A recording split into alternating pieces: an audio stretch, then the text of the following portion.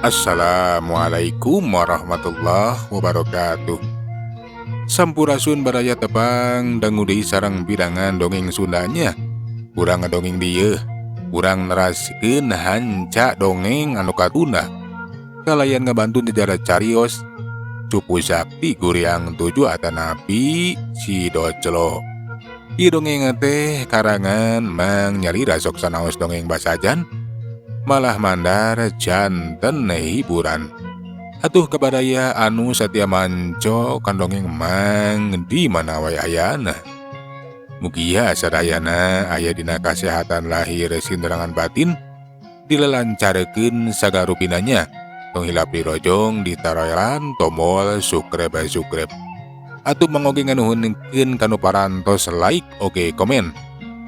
Mangga mitra supados yang kolong ting kana waktos urang sami-sami dangukeun deui kumaha terasna ieu carita Cupu Sakti Guriang 7. Sok kabarayun sadayana.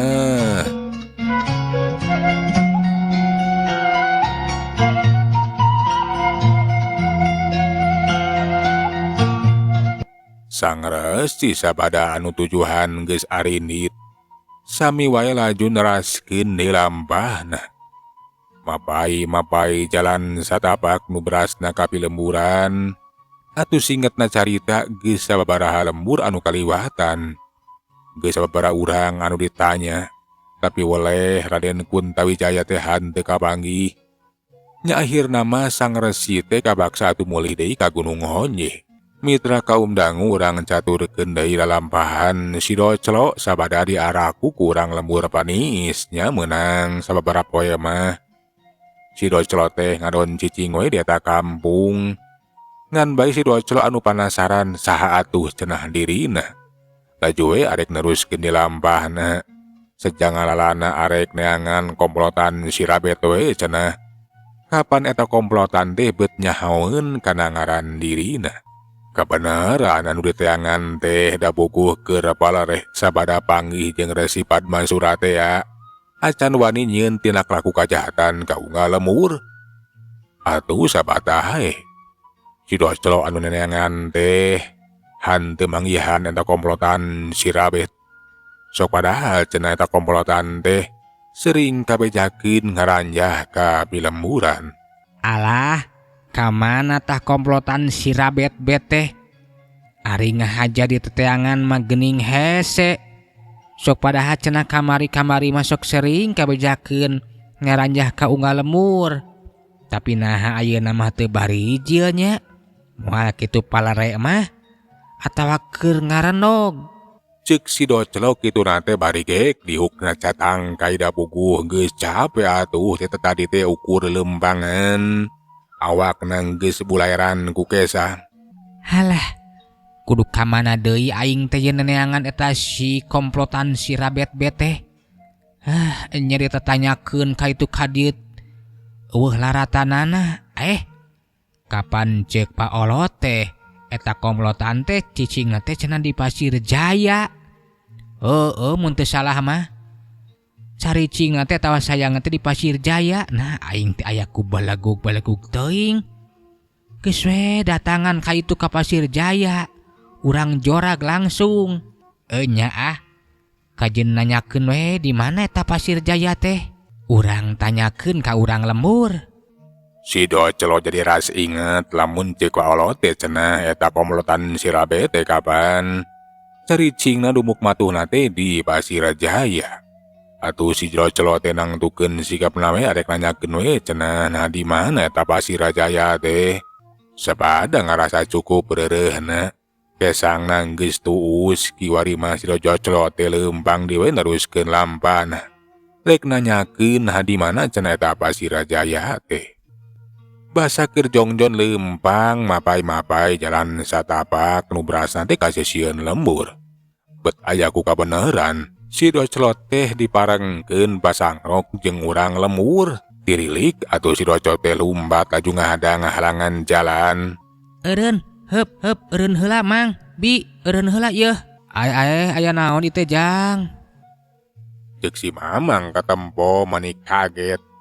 Barang breh nu megatan jalan tetela gening cenah budak leutik. Tapi beungeut nama geus kolot. Disebut tiklot we.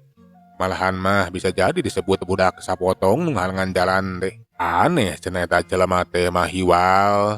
Nah rek naon cenah ngahalangan jalan sagarupa. Kedeung mang, kuring rek tumanya ieu teh.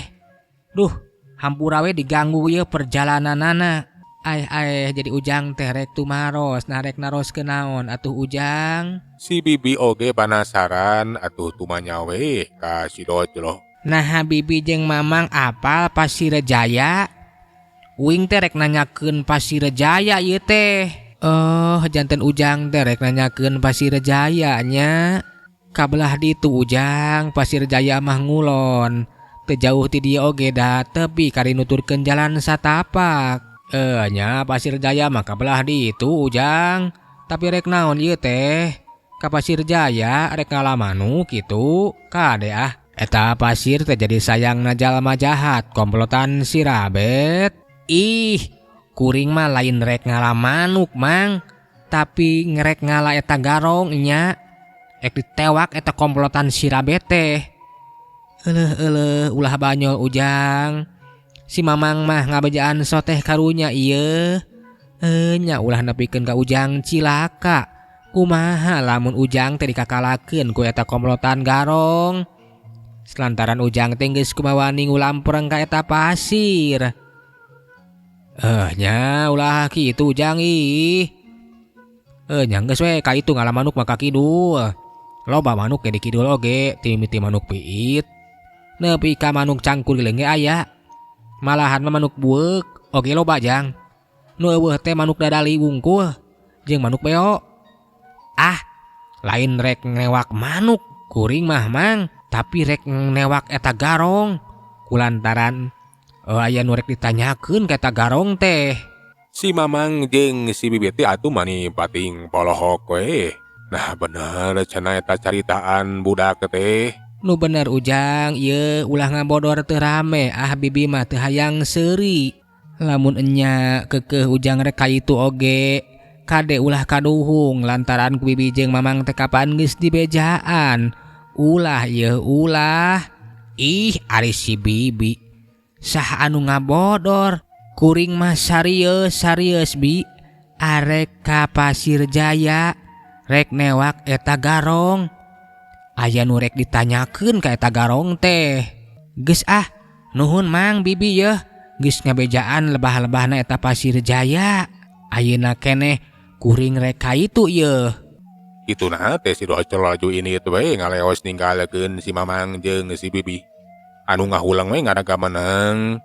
Nah bener cenah eta jelema sapotong teh arek indit ka Pasirjaya sagarupa. Sakedapanna ukur merhatikeun si Dojlo anu bener we.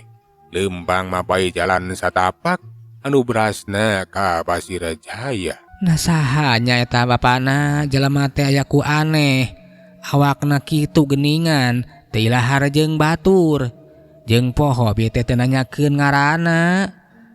Nya duka ting saha teh jelema teh aneh.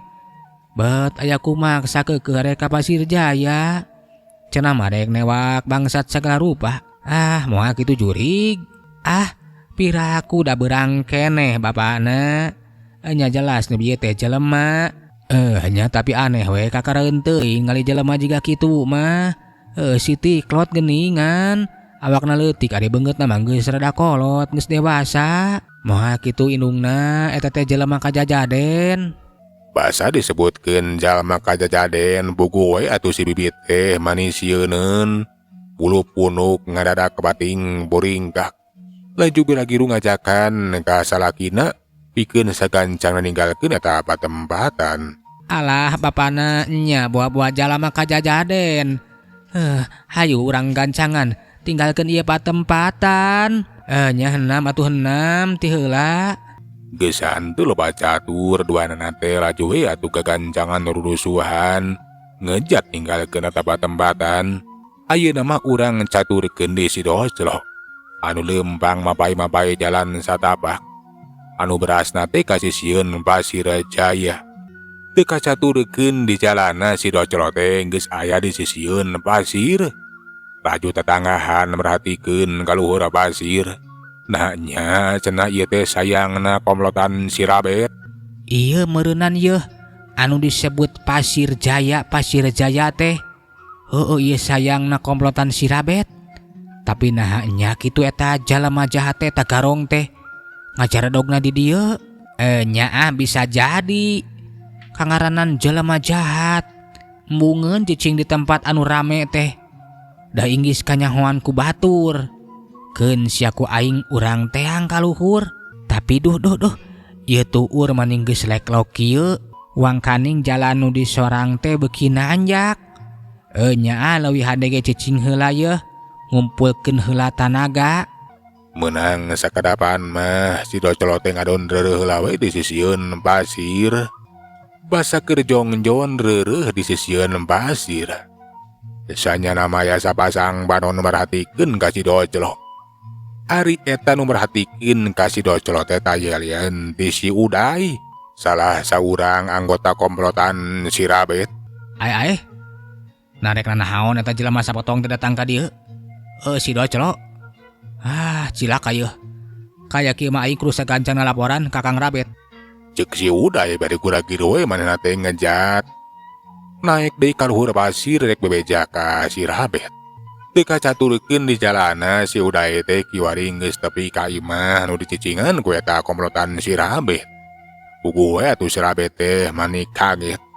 Nah aya naon cenah si Uday teh manik katempo haruha hareho. Jika anu manggih kareuwas, kunaon Uday? Nah sia teh kawas manggih kareuwas euy. Alah cilaka Kang. Cilaka. Di sisieun pasir aya jelema sapotong. Si docolo teh Si docolo? Nu bener sia Uday. Rek naon atuh eta si docolo datang ka dieu? Nya duka teuing Kang maksudna mah. Rek naon? Nu jelas di sisieun pasir aya si docolo. Bisi-bisi si docolo teh ngahajar datang ka dieu teh rek nyangkalak urang sadaya yeuh. Urang kudu tara tantatan pikeun nyang hareupanana. Cilaka lamun kitu mah. Lamun nya eta si docolo teh ngahajar datang ka dieu teh rek nyangkalak urang sadaya.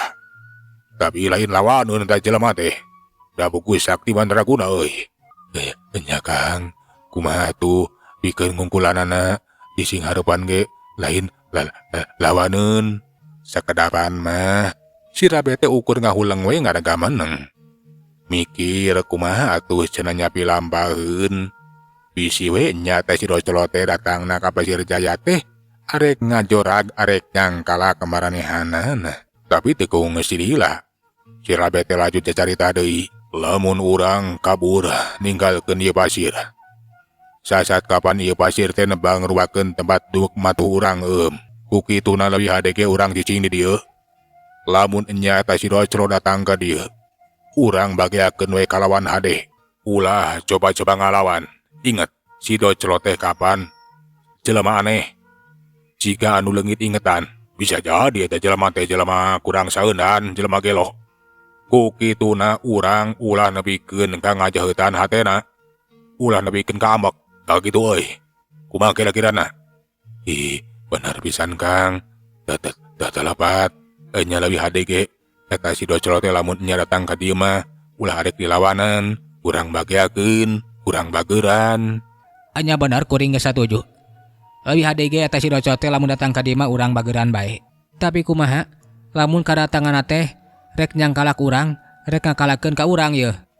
Nya kumaha lamun eta si docolo teh datang ka dieu teh rek nyangkalak dan ngakalakeun ka urang. Kulantaran kungsi aya pasualan jeung urang sadaya. Tapi keneh urang sing hareupan kumaha bae kayanana. Nu penting mah hiji, urang ulah coba-coba ngalawan.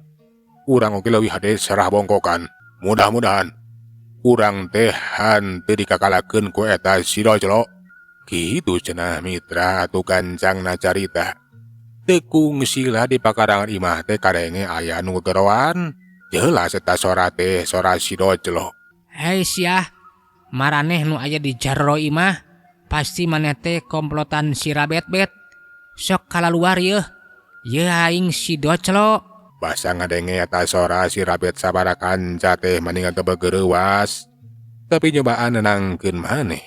Teu lah bener euy. Si Doclo datang ka dieu tenang, ulah waka sieun, ulah waka gempeur. Hayu, urang bageakeun kadatanganana. Inget, urang teh ulah ngalawan. Meh bareng genep urang anak buah si Rabe teh ungeuk tanda satuju. Geus kitu mah laju we kalaluar mapageun kadatangan si Doclo. Si Doclo basa mireungeuh teh Ciro imah anu kaluar. Atuh mani bunga. Teh telah geuning eta pisan cenah anu diteteanganna teh. Nyata komplotan si Rabet sabarakan cah. Hahaha. Di dieu geuning maraneh teh ngajar dogna teh. Jadi ieu teh gogobrog maraneh euy. Lah, Jang Doclo, muhun.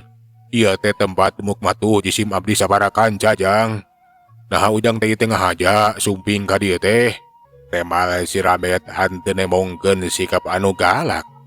Somea we ngabagiakeun kadatangan si Doclo. Nya aing ngahaja pugu datang ka dieu teh. Rek nepungan maraneh. Rek aya nu ditanyakeun euy.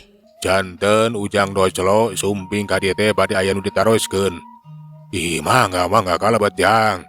Ayo ngobrol na dilebet gerah. Atuh si Doclo teh mani ngahuleungna cenah ieu karong teh. Ngadadak balalager. Tapi kangaranan si Doclo anu kaayaan teh polos sikapna jiga budak we. Barang diaku ku si Rabet sabarakan cate. Kaju asup we ka Ciro imah, gek atuh diuk ditebas. Tah di mah mernah Jang, ngobrol nah. Janten ujang teh bade aya nu ditaroskeun yeuh ka mamang teh nya. Nya euy Mang. Rek aya nu ditanyakeun ka maneh teh Mang. Kapanan maneh mah apal kana ngaran kuring? Pasti Mamang oge apal asal muasal kuring teh. Da bugu kuring teh ieu teh poho. Janten Jang Doclo teh bade tumaros naroskeun asal muasal ujangnya. Sae Jang mangga. Ku mamang pasti bakal diwartosan. Kituna teh si Rabe teh katempo. Paromana mani marah mai bunga naker. Ari kitu mah kadatangan si Doclo teh tetela. Lain arek nyangkalak atawa ngakalakeun. Tapi arek nanyakeun ngeunaan jati dirina, malahan mah ngolepat dina jalan pikiran si Rabe teh. Kumaha lamun ieu jelema teh cenah dibodoh we dimanfaatkeun. Sing horeng si mana horeng ieu jelema teh geus leungit ingetanana. Lain kasurupan atawa kasandingan. Teh lah ieu jelema teh meureunan leungit ingetanana. Aduh kating kunaon ieu? Pangna nebikeun ka leungit ingetanana. Nu jelas ieu jelema teh lain jalma samania. Boga kasakten anu luar biasa. Nya. Keun. Ku aing leuwih hade ge dimanfaatkeun. Urang bobodoh. Nya bener. Kitu cenah ceuk rentas hate si Rabe teh. Jadi saha atuh Mang kuring teh? Di mana mimitina ieu asal muasal teh? Hade Jang, ku mamang pasti bakal dicaritakeun asal muasal ujang nu sabenerna. Jadi Jang Doclo teh saanya nama. Halo Mang. Ujang teh anakna Kang Jamut jeung Ceu Icah. Ti lemur bosongot Jang. Ngan hanjaka. Nya Kang Jamut jeung Ceu Icah teh geus tilar dunya Jang. Ngan nasibna goreng. Cilaka, basa mamang jeung Kang Jamut tas ngagarong ti salah sahiji lembur. Nya, bet kaparengan atuh diudag ku para prajurit. Kang Jamut nepikeun katiwasna. Sedengkeun dari mamang mah masih keneh salamet bisa nganyalametkeun diri. Basa balik ka lembur. Ngenepikeun beja ka Ceu Icah. Lamun Kang Jamut geus tilar dunya. Alah da eta mah. Nya Ceu Icah teh indung hidup nepikeun ka kagegeloan nu akhirna mah nelasan maneh alias mayahan maneh kulantaran indung Bapak Ujang teh geus taya di kieuna. Ujang oge nepikeun ka kagegeloan da eta we. Jika nu linglung Ujang teh ngorolos ninggalkeun lembur duka ting ka mana. Nya panggih deui jeung mamang. Sawaktu mamang rek ngagarong ka lembur teh geuning. Jadi Docelote alo emangnya. Alah, tapi mani teu inget mang. Lamun si emak jeung si bapa geus tilar dunya, jeung deui kana beungeut nage, kana rupana kitu. Ah, poho mang, poho. Mana kitu ge kasakit Ujang teh parna pisan. Nepikeun ka ngaran oge kapan teh nyaho. Tah ayeuna mah Ujang teh kapan geus nyaho. Lamun Ujang teh alo mang, kukituna geus ayeuna mah Ujang teh cicing we di dieu. Keur mamang mang rasa bunga we jeung bagja. Ujang teh bisa pulih deui kasadaran teh sok sanajan teu sagamelengna lantaran ingetan anu ti heula mah sawatara waktu ka tukang teh geus leungit. Tapikeun hitung-hitung lamaran kahirupan anyar. Anggap we mamang teh kaganti bapa hidup. Nya nuhun we atuh ari kitu mah mang. Heunya uing terek cicing we di dieu. Ari puguh geus kitu mah kumaha deui atuh. Si emak jeung si bapa geus taya di kieuna. Iwati mamang meureun gaganti kolot teh. Nyajang, pokona mah urang hidup babarengan we. Malahan mah kulantaran mang makapan geus kolot ieu. Mang teh rek ngamasrahkeun kalungguhan salaku pupuhu ka Ujang. Ujang rek diangkat jadi pamimpin di dieu. Keur makapan ti heula oge anu jadi pamimpin teh tajarian ti bapa Ujang nyaeta Kang Jamut. Ayeuna geus sakuduna jeung sawajarna. Lamun ieu kadudukan teh dipasrahkeun ka Ujang. Mamang percaya kagagahan kasaktian Ujang bisa diandelkeun. Kumaha ye teh? Jadi Docelot teh arek dijadikeun pamimpin ieu teh mang pamimpin garong. Nya da kumaha deui kapan kasabti wati ngagarong Jang. Malahan mah Bapa Ujang nepikeun ka tiwasna oge kulantaran ngagarong teh ya. Kurang ajar. Jadi prajurit kerajaannya nunggeus ngabalukarkeun si bapa tilar dunya teh. Pokona mah can sudi rasa ningati lamun acan bisa balitungan ka urang kerajaan Sunda mang. Nya Jang, hade. Ujang kudu males pati males kanyeri. Ngan bayahan teu gampang kangaranan kudu ngungkulan urang kerajaan. Jadi geus we Ujang cicing ngali di dieu. Pokona mah diangkat jadi pamimpin garong. Ah, tapi ketang ari kudu jadi pamimpin garong mah. Docelo mah embung mang. Karunya teu tega ari kudu babadog jeung rarampog ka urang lembur mah.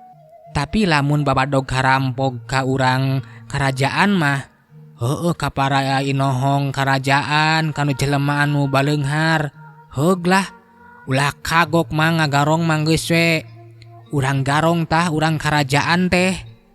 Tah, nya leuwih hade ge kitu Jang. Sakalian Ujang teh malas pati malas kanyeri. Ka para prajurit anu geus mayahan Bapa Ujang. Kitu mitra eta si Docelot teh dicekok we eta ku si Rabet teh. Malahan mati harita atuh. Si Docelot teh ngadon tumatep we di Basir Jaya.